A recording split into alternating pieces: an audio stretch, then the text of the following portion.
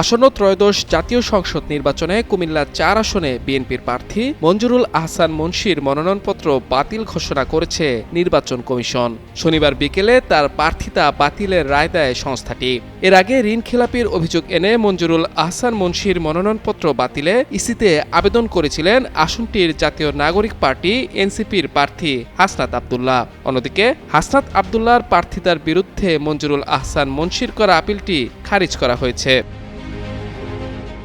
এদিকে নির্বাচনের আগেই শক্ত প্রতিদ্বন্দ্বীর প্রার্থিতা বাতিলে হাসনাত আব্দুল্লাহ জয়ের দিকে এক ধাপ এগিয়ে গেলেন বলে মনে করছেন অনেকে। তবে আসনটিতে বিএনপি প্রার্থীর মনোনয়ন বাতিল হলেও বিনা প্রতিদ্বন্দ্বিতায় জয়ের সুযোগ নেই হাসনাতের। ইসির তথ্য মতে আসনটিতে আরও প্রতিদ্বন্দ্বিতা করবেন ইনসানিয়াত বিপ্লব বাংলাদেশের প্রার্থী ইরফানুল হক সর্দার, খিলাফত মজলিসের মোহাম্মদ মুজিবুর রহমান, গণ অধিকার পরিষদের মোহাম্মদ আবু জসিমউদ্দিন এবং বাংলাদেশ খিলাফত মজলিসের মোফাজ্জল হোসেন। এর মধ্যে খিলাফত মজলিস ও বাংলাদেশ খিলাফত মজলিস ঐক্যবদ্ধ বাংলাদেশ জোটের সঙ্গী হওয়ায় প্রার্থিতা প্রত্যাহার করে নেয়ার সম্ভাবনা রয়েছে।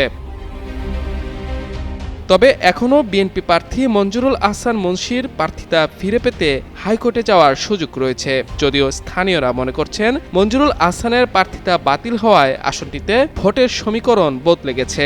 কারণ আসনটিতে মূল প্রতিদ্বন্দ্বিতার আভাস ছিল হাসনাত আব্দুল্লাহ ও মঞ্জুরুল আহসানের মধ্যে। ফলে যদি বিএনপি প্রার্থী আর ফিরতে না পারেন তাহলে কুমিল্লা ৪ আসনে ভোট ছাড়াই জয় পেতে পারেন হাসনাত আব্দুল্লাহ। আবার কেউ কেউ বলছেন আইনি প্রক্রিয়া শেষ না হওয়া পর্যন্ত বিনা প্রতিদ্বন্দ্বিতার বিষয়টি নিশ্চিতভাবে বলা যাবে না। হাসনাত আব্দুল্লাহ ছাত্র জীবন থেকে এই আসনে পরিচিত। তবে ২৪-এর অভ্যুত্থানের পর জাতীয় রাজনীতিতে যাওয়ায় তার পক্ষে এখন জনসমর্থন তৈরি হয়েছে। স্থানীয়রা চাচ্ছেন আসনটিতে প্রতিদ্বন্দ্বিতা হোক। আদালতের রায়ে মঞ্জুরুল আহসান প্রার্থিতা ফিরে পেয়ে ভোটের মাঠে কঠিন লড়াই হোক, এমনটাই আশা তাদের।